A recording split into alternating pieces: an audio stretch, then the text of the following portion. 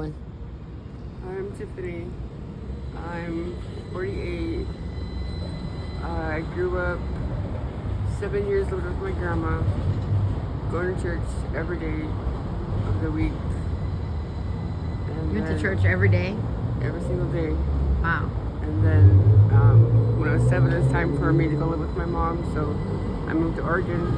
I'm gonna get a little closer. It's a little hard to hear you. Sorry. Moved to Oregon, lived with my mom. She was a single mother, did the best she could. And then I had my daughter. She helped me raise my daughter. And then I started out with just drinking. And I got sick in 2013 in a hospital for a whole year. So I quit drinking and turned to opiates. It was because they're giving it to you. Mm-hmm. Right? That's Every the one Friday thing. I would get a prescription of like 10s or per-10s. And it would get higher and higher. Yeah. It was a whole year. What were you sick with, if you don't mind me asking? I had a hole in my stomach. So okay. I wasn't able to digest anything.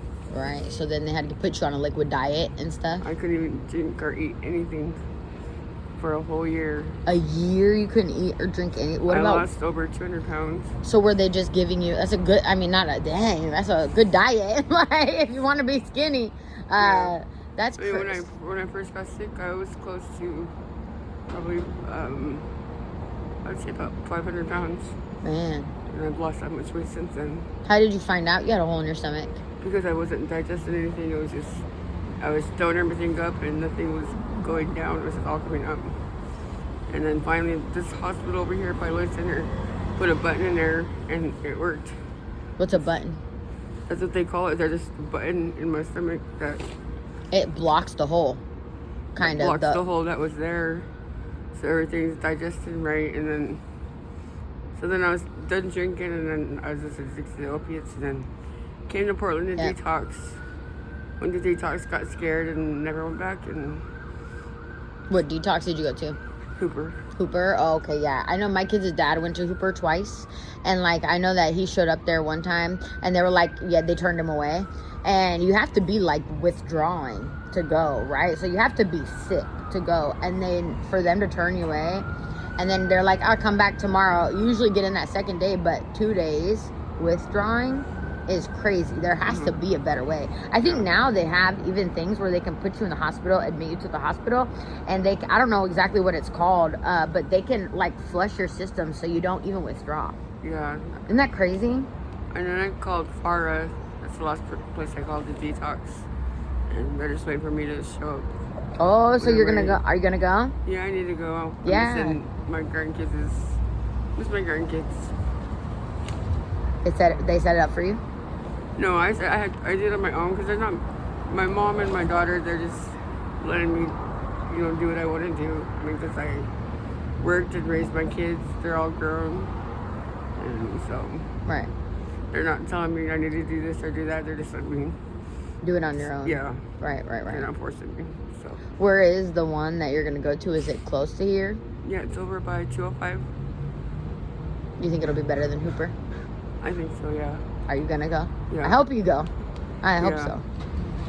I never was addicted to like so I was addicted to pain pills, but I'm super thankful because I'm always supplemented. So when I was like 12, I started smoking weed and drinking, and then when I was 13, I started doing meth, and then when I was like 20, I got into a really bad car accident, and I started getting Vicodin, and then one day I was just like sick. And I was like, wow, I think I'm getting the flu. And my kid's dad was like, no, you're withdrawing. And there was like a switch that flipped in my head. And I was like, well, then I guess I should never not be sick. Which means I need to just figure out how to always buy them. Which is crazy that I didn't think to stop. You know what I mean? Like, I didn't even think to stop. I just was like, oh, well, then I better not be sick and just find someone to buy them from. I know, that's how I used to be. I used to crazy. Buy them like 200 at a time. And get the best deal I could, because when you buy in bulk, it is better. I had a settlement for it was like $250,000, but I ended up getting like 143. A Lloyd Center security guard at Lloyd Center like took me in a confined area and touched my butt, and they seen it on camera, and so that's the only reason we won. He did to another girl at Lloyd Center too. Anyway, so we had a big settlement. I didn't save any of that money. I thought I was gonna be rich forever. I was pregnant with my son, I just got pregnant with my son, but I didn't know yet. And then my daughter was 3, and so I would spend $675 every 2 days on just Oxy 15s. Any pills, honestly, if you had any. But Oxy 15s is one I could get from one guy. Oxy 30s. And it goes so quick, and before you know it, your bank account has 60 grand, and then it has 30 grand, and then you're broke. It goes less than a year. I was doing good when the blues first came out. I was selling them for $40 a pill, so I did really good, and I had a lot of people who would buy from me. So it's like it wasn't bothering any of my money. Right. I was, my mom was happy because I was giving her money. My daughter's happy because I was giving her money. Everybody is happy. I was happy. My addiction is paid for. I still have my bank account and had a lot of money. And so, at $40 pill, you're gonna have a lot of money, and you're gonna have buyers that want to keep coming back. But I was driving here to Portland every week, because there's one person who would buy, $600 pills a week for me. So I'd come down here and get those. Buy 1,000 pills, and mine are paid for, which is $400, and he's paid for the $600. Yeah. And then I still had money, so. But it's hard. Yeah, you can't get anything from doctors anymore. Which is it's bitter. It sucks, right? I've been clean for almost 8 years, so I'm glad. And pain pills is one thing I will never go back to, because withdrawing from pain pills was the worst. It was the worst. So that withdrawing from pain pills, I couldn't do, because then I found out I was pregnant with my son. When I found out I was pregnant with my son, I was like, okay, well, I gotta find something else, because they said if I completely quit cold turkey, then he could have a seizure and die. So then I started going to the methadone clinic. And then when I had him, I only went up to 47. And then when I had him, then I had Suboxone, started taking Subutex. So I withdrew from those ones. And then I used all that with my mom. Bro, I felt bad because she doesn't want me to be sick, and she doesn't want me to have a seizure. So when I need money, I call her and she'll send it to me, because she doesn't want me to be sick either. So. Do you have seizures when you withdraw? I have not had one yet. I got pretty close, and when I get that close, that's when I call my mom. Right. That's okay. Yeah, that's one thing I never had.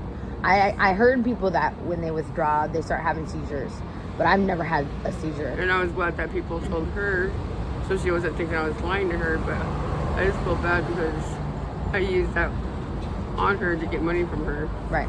Yeah. Sometimes we're addicts, right? We do what we got to do. It's never good, right? Which is that's why when they come down here to get me to go home to visit, and I don't take the thing back with me. So then my mom's giving me money every day so I can go buy something, because she wants me to be home. Right. So she thinks that she's helping by doing that. You know what? One of the things that my mom did. My mom, I remember at one point she just stopped answering the door. I heard her on because I was because when you have a home, you can pull up the windows and get there's certain ways you can get into a house. So I didn't have a key, so I went through the back door. The first back door was open, so I got in. Then the second back door was open, and then it got pushed shut really quick and then locked.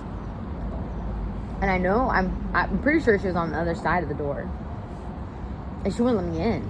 And I was like, what the she's never not let me in. I've never I don't understand. It was so crazy. So yeah, she just completely she tried that with me, and so we didn't talk for about 2 years. And I eventually won, because she couldn't go without talking to me anymore, so she came and found me. Right. She wants to make sure you're okay too. Because pretty soon, in the blink of an eye, your life could be gone. You never know. I was like, out okay, here. You want to lock the door, lock the house up and everything, and take her spending money away or whatever, wherever she would have extra money, she would tell us, and she took that all away from me. And I said I could start right without it, so I did that, but she came and found me again, and so we got our relationship back. Yeah, at least you're talking to your mom, because that's all. I don't have the best relationship with my mom, but if my kids were out here, I would not want to not talk to them. When my mom kicked me out of the house when I was 13, she never even came to look for me. She never came. I was gone for 2 years. I was gone from 13 to 16. My grandma and grandpa might came, but my mom never came, ever. And I would, if my kids were outside and I don't know where you are, I'm gonna go look for you. I wouldn't just leave you with there. my daughter, I didn't let her out of my sight at all. She never goes to spend the night with friends or anything. Everybody had to stay with us. How many kids do you have? I have 2 kids. 2 kids. Are they a boy and a girl? Yeah. Boy and a girl. And Same. I have a boy and a girl. Neither one of them got into alcohol or drugs. They both have 2 kids. So I have 4 grandbabies. That's good.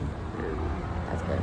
Do you have, speaking of kids, do you have any advice for the youth to like listen to their parents, not do drugs?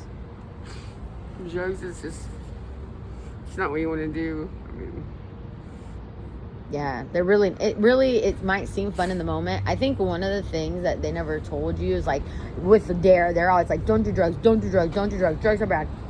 One of the things that I didn't know is that I might like them and that I can't stop. You know? It's hard to stop. It's hard to stop. It's hard to stop because my brain went to like, oh, I can talk to, like when I started doing math, I was like, I can talk to people. I'm very antisocial and like I get weird. So I was like, oh, well, this isn't, like I'm not doing any of that. So then I like this feeling. I want to do this all the time, which is another reason I think when I was doing the pain pills and I was like, oh, I'm getting sick. I was like, I better not be sick no more by buying a bunch of pills. Like, that's a bad idea. Yeah. But my brain didn't think it, like the other thinking. Like, there was no other thinking. That was my only thinking. You know? So it's like, it's hard. I don't know. You might like it. You can't stop. But, all right. That's about 11 minutes. So, thank you.